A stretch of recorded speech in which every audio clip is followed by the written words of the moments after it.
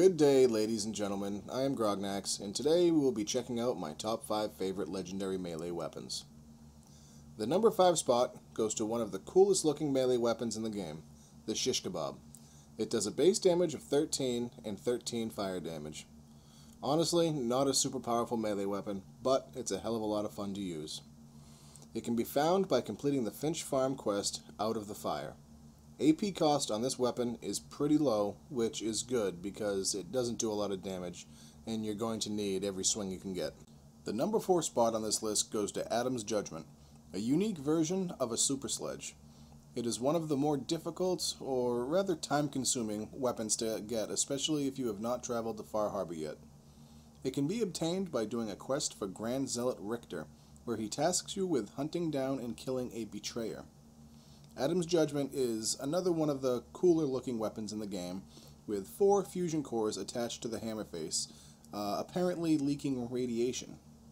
It has a base damage of 40 and does 100 radiation damage. It can additionally be upgraded with either a heating coil or a stun pack. While the attack rate for this weapon is quite slow, it makes up for it by dealing massive damage.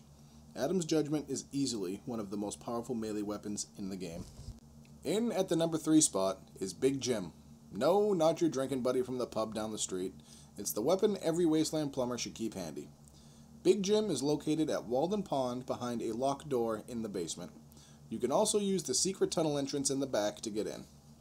It can be found on a table next to some other tools and is very easily mistaken for junk because it is an unassuming pipe wrench. But it happens to have the kneecapper legendary effect.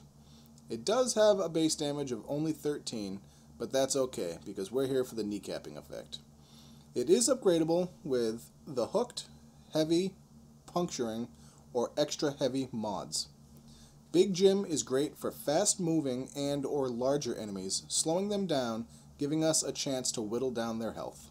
The runner-up spot goes to the greatest swatter in the Commonwealth, the Rockville Slugger. It is found in Mo Cronin's inventory. With a base damage of 21, it doesn't seem too intimidating, but fully upgraded, this thing does massive damage. Also, the main attraction for this weapon is the VATS Enhanced Legendary effect, which reduces AP cost by 40%. That is huge. There are many upgrades available for the Slugger, including a material mod to change the bat from wood to aluminum, which boosts damage even further. There's not much in this game that is going to give you a hard time when wielding the Slugger, especially if you're getting sneak criticals. Here we are, ladies and gents, the number 1 spot. If you haven't guessed by now what my favorite melee weapon is, well, there's probably nothing I can do for you. But anyways, here it is, GROGNAX Axe. Yes, I'm sure my number 1 pick is very shocking.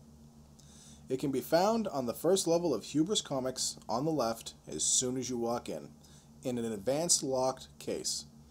It has a base damage of 25 but causes enemies to stagger and bleed. It is not upgradable or renamable at a workbench. It does not even show up if you try. It also has a bit of a hidden ability. The axe has a very low AP cost, especially in comparison to other two-handed melee weapons, making this an extremely viable weapon for a melee character. Well, my good people, that brings us to the end of the video. I'd love to hear what some of your favorite melee weapons are, so leave a comment down in the comment section below and let me know. If you enjoyed the video, please like and subscribe, and maybe drop a comment to suggest content you would like to see in the future. I have been GROGNAX, thank you so much for watching with me today, and have yourself a fantastic day.